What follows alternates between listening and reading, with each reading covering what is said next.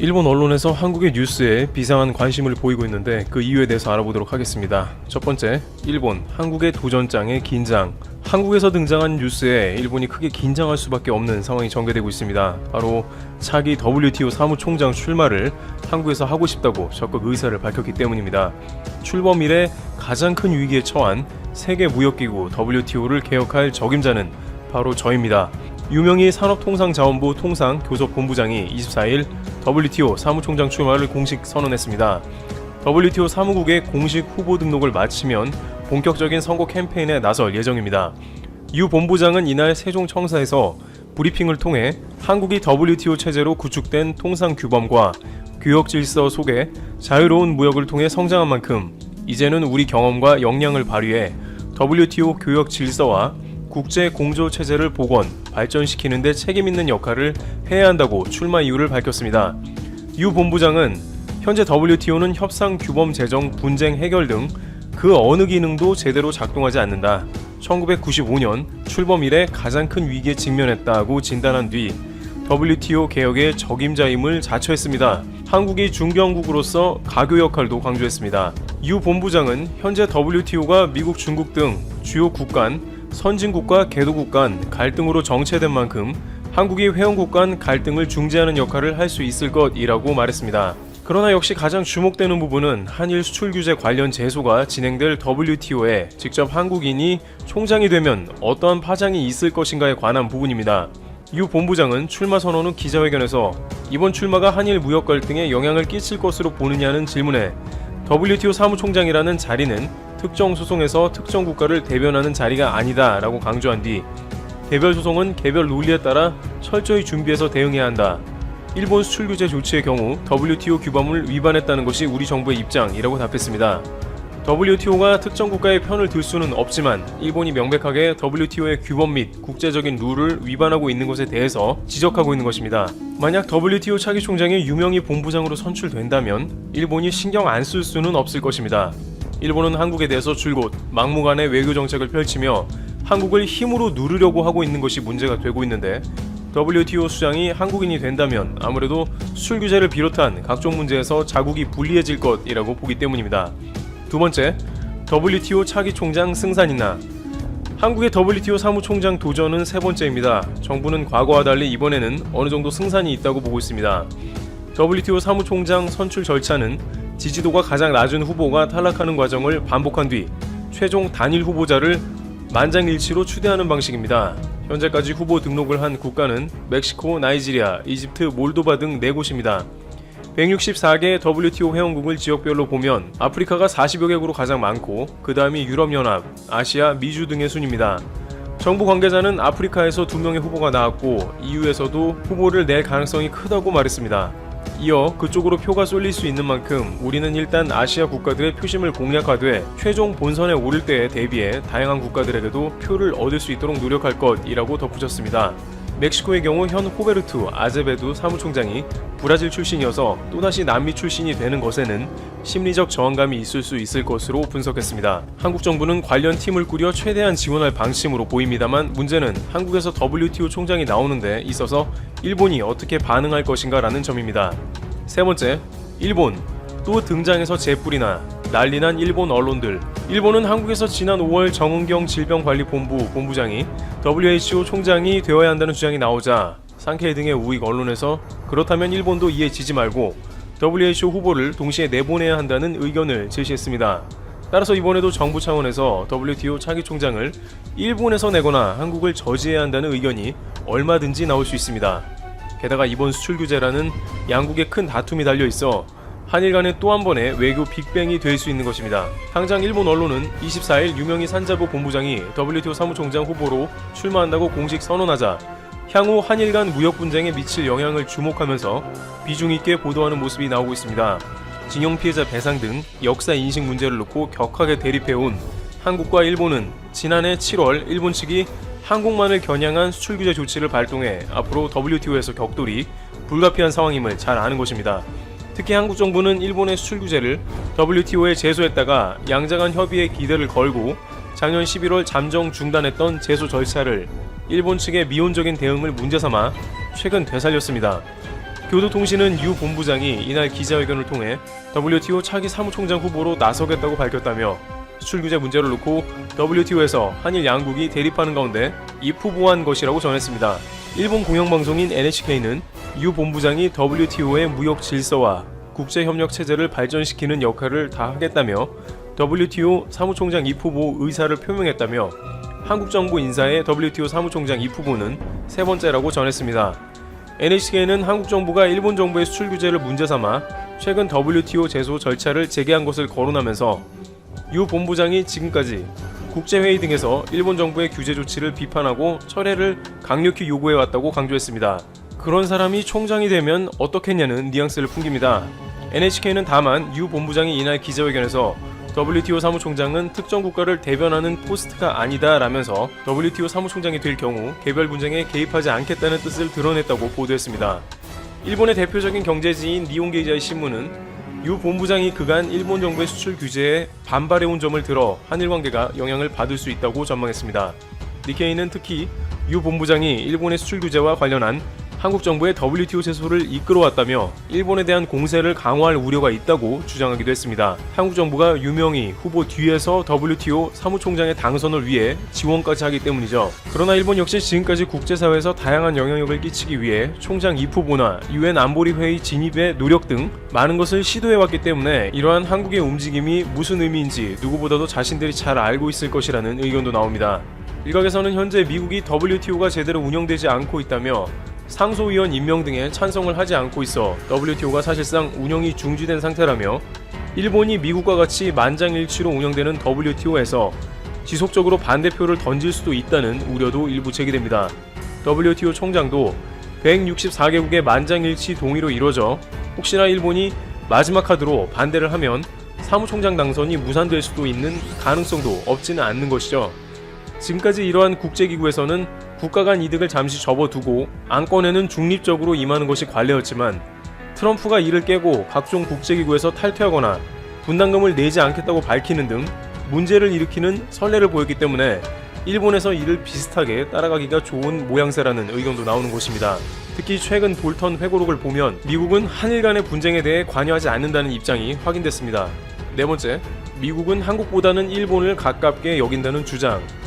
최근 연일 뜨거운 감자로 떠오르는 볼턴 회고록에서 트럼프 미국 대통령이 지난해 문재인 대통령에게 한일 갈등에 관여하지 않고 싶다는 의사를 전달했다고 밝혔습니다.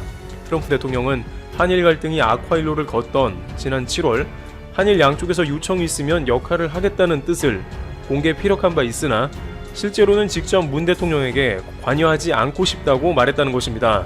볼턴의 회고록 그것이 일어난 방에 따르면 볼턴 전 보좌관은 지난해 7월 하순 한일 갈등 와중에 양국을 차례로 방문한 상황을 기술하면서 트럼프 대통령이 이미 문 대통령에게 한일 분쟁에 관여하고 싶지 않다고 말했기 때문에 우리가 할 수 있는 게 많지 않다고 적었습니다. 당시 트럼프 대통령은 볼턴이 한국에 오기 전 19일경에 한일 양쪽에서 요청이 있으면 역할을 하겠다는 뜻을 공개 피력한 바 있습니다. 그러나 결국에는 트럼프는 침묵한 상황이 나왔으며 이는 볼턴 말의 신빙성이 있습니다. 지난해 악화할 대로 악화했던 한일 갈등 와중에 미국이 과거와 달리 별다른 문제 해결 노력을 하지 않는다는 비판이 미국 안팎에서도 제기됐었습니다. 반대로 지소미아 종료를 하려고 한국이 움직이자 일본은 북한의 미사일 정보가 반드시 필요하므로 지소미아 종료는 절대 안 된다고 발벗고 나섰는데 반대로 미국은 이때는 적극 개입해서 지소미아 종료는 동북아시아 안보에 위협을 가한다며 일본과 비슷하게 한국에 적극 반대 의사를 표명했으며 한국도 결국에는 일본보다는 미국이 부담스러워 지소미아를 종료 유예한 것이 아니냐는 평가가 나왔던 것입니다. 미국은 수출 규제는 일본이 원하는 방식으로 거의 관여하지 않았고 지금까지도 해결이 되지 않은 상황인 반면에 지소미아 종료는 아직도 이뤄지지 않은 것입니다. 물론 볼턴 회고록은 100억 간에서 400여 곳을 수정하고 상당 부분 한반도 전략에 관한 부분이었기 때문에 그 신빙성에서 의심을 받는 것은 사실입니다만 수출 규제와 같이 드러난 사실을 살펴보자면 미국이 일본 편을 노골적으로 들지는 않지만 최소한 어떤 일들이 미국의 이득에 부합되지 않는다면 미국은 과거와는 달리 최소한의 개입만 하는 것으로 보이며 트럼프 정부 때 그러한 색이 강화된 것입니다. 물론 오바마 대통령 때에도 한일 간의 위안부 협의와 같은 주요 안건에 대해서 미국은 일본 위주의 정책을 지지하는 모습을 보였기 때문에 각종 국제무대에서 일본과 부딪히는 것은 결국 미국까지 상대하게 되는 모양도 나옵니다. 물론 이번 WTO 총장을 선출하는 한국은 그 어느 때보다 국제적으로 좋은 국가 평판을 힘입고 있습니다. WHO는 여전히 한국의 방역을 매우 안정적으로 평가했고 국제 신용평가 기관 무디스는 선진국 중에 한국이 가장 경제 성장률을 선방했다며 매우 잘하고 있다고 전합니다. G7 주요 국가들 연간 경제 성장률 예상 평균이 마이너스 5% 이하로 매우 부진할 것으로 전망되지만 한국은 마이너스 0.5%로 무디스는 선진국 중에 한국이 가장 잘한다고 평가했습니다. 또한 한국은 세계 6위권의 무역 대국이기도 하니 모든 사안으로 봤을 때 세계 무역기구의 수장을 안칠 만한 충분한 리더의 자격이 있다고 봐도 좋을 것입니다. 다만 이 과정 가운데 술 규제로 인한 일본의 방해와 질투로 인한 집요한 외교전이 있을 것으로 예상돼 앞으로 어떻게 진행될지 귀추가 주목되고 있습니다. 트래블튜브 여기서 마치겠습니다. 도대체 왜 일본 국민은 자숙 경찰이 되어서 서로 감시를 하는가? 최근 일본에서는 이런 반성의 글들이 많이 올라옵니다. 오늘도 결국은 시민 대 시민 감시 체제가 되면서 모두가 가난한 사람이 되어버렸다는 분석의 기사가 올라왔습니다. 아베는 놀고 있는데 일본 국민들끼리 감시하고 고발하는 이런 자숙 경찰은 위험하고 뿌리 깊은 역사가 있다고 합니다. 계속 반성하고 있지만 더 발전하고 있는 시민 감시 사회에 대해 알아봤습니다. 일본 국민성이라고 하면 대표적인 것이 국가적으로 같은 방향으로 가면 아무 생각 없이 따라가는 것, 그리고 그러지 않는 사람을 집단적으로 비난하고 줄 세우려 하는 것입니다. 정부의 휴업 요청에 분명히 해당이 되지 않는 업종이기 때문에 가정 경제가 워낙 어려워서 이 상황에서도 가게 문을 열었던 가게들이 많이 있습니다. 이렇게 어렵게 장사를 하고 있는 가게에 자숙해라 라는 벽보를 붙이는 것은 약과입니다. 유리창을 깨거나 엉터리 주소로 피자나 음식을 주문해서 골탕을 먹이는 것까지 계속 발전하고 있습니다. 외출을 한 사실을 라인에 게시하지 말아라 라는 말도 있습니다. 일본인이 가장 많이 사용하는 라인에서 친구들에게 일이 있어서 외출하고 왔다, 어느 가게에 가서 물건을 사가지고 왔다 등의 말을 하면 안 된다는 것입니다. 집에서 히키코모리처럼 자숙하고 있던 수많은 젊은이들이 갑자기 자숙경찰이 되어서 시비를 걸고 신고를 한다는 것입니다. 집에서만 있다 보니 트위터에서 자숙경찰이 되고 라인에서 자숙경찰이 되는 등 온종일 신고와 고발, 이간질로 하루를 보내는 청년들이 너무 많다는 거죠. 오늘자 주간지 스파에서는 자숙경찰이 저소득층을 괴롭히고 있다, 결국 중류층과 저소득층이 서로를 괴롭히고 있다는 특집 기사가 실렸습니다. 거시 경제학자인 이이다 야스유키 씨는 시엘구 때문에 자산가 등 부유층은 큰 영향을 받지 않았다, 도리어 중산층과 저소득층이 큰 피해를 입었다. 중산층은 반드시 지출해야 하는 고정비용이 상당히 높다. 주택 대출 이자나 양육비와 필수 생활비 등은 반드시 나가야 되는데 조금이라도 경제적 여유 자금이 없으면 위기 상황을 맞게 된다. 저소득층은 그동안 고정비용 지출이 낮은 것은 맞지만 조금의 수입이라도 얻을 수 있는 직장이라고 할 수 있는 음식점 등 가게가 영업을 하지 못하면서 급속히 빈곤층으로 내려앉게 된다 라고 지적했습니다. 특히 음식점이거나 판매 가게 등은 특별한 기술을 필요로 하지 않기 때문에 이러한 노동시장이 붕괴되면 중산층과 저소득층이 동시에 빈곤층이 되는 피해를 입을 수가 있다 라고 했습니다. 그러면서 이러한 약자인 영업 가게 등을 향한 무차별적인 공격은 결국 일본 국민들을 빈곤층화하는 데에 기여하는 나쁜 일이라고 비판했습니다. 분명히 영업 자제 업종이거나 휴업 대상 업종이 아닌데도 불구하고 가게가 문을 열었다는 이유 하나만으로 무차별적인 비난과 폭력을 행하는 자숙경찰은 위험하다고 했습니다. 이 자숙경찰은 약자만을 괴롭히는 악영향을 미치고 있으며 정치가 이러한 목소리를 방관하면 안 된다고 지적하고 있습니다. 결국 자숙경찰은 전 국민이 경찰관이 되어서 시민 대 시민의 상호 감시 체제의 수렁에 빠져버렸다고 비판을 받게 됩니다. 그러다 보니 일본에서는 자숙경찰에 대한 반성과 비판도 계속 올라오고는 있습니다. 자숙경찰은 개인 상점이나 영세 기업을 공격하는 거잖아. 결국 약자들을 왕따시키는 거지. 왕따를 정당화하고 있는 일본의 학교 체질이 자숙경찰을 낳고 있다. 심하다. 너무 슬프다. 이런 일본은 정말 싫다. 라는 자각과 비판이 있습니다. 그리고 일부 가게들은 더 당당하게 트위터 등을 통해 우리 영업한다 라고 홍보하기도 합니다. 11시 30분에 오픈합니다. 자숙경찰에 당하지 않도록 조심히 오세요. 디너타임은 17시부터 오픈합니다. 테이크아웃 합니다. 시일구를 이기는 푸드입니다. 아주 당당하게 자기 의사를 나타내는 것입니다. 또 학자들은 일본에서만 나타나는 자숙경찰 현상에 대해 여러 가지 면에서 분석하기도 합니다. 자숙경찰은 뇌과학적으로 기분이 좋아지는 효과는 있는데 정의의 이름으로 제재를 가한다는 도덕의식과 우월의식을 가질 수 있다는 것입니다. 뇌는 공동체의 목표에 공헌하지 않고 이익만을 얻으면서 무임승차하는 사람들을 적발하는 것에 쾌감을 느낀다는 것입니다. 그런데 일본에서는 자숙하지 않는 가게를 무임승차하는 사람으로 인식한다는 거죠. 더 나아가서 국가의 명령에 복종하지 않는 사람도 일본 국민으로서 무임승차한다고 보는 것으로 확대되어 나가는 것입니다. 심리학적으로는 프리라이더를 적발하고 정의로운 제재를 가하면 뇌의 쾌락 중추가 자극이 되어서 쾌락 물질인 도파민이 방출된다고 합니다. 이러한 정의 중독은 국가나 사회가 위기에 처해 있을 때 더 고조되면서 사회적인 분위기를 만든다는 것입니다.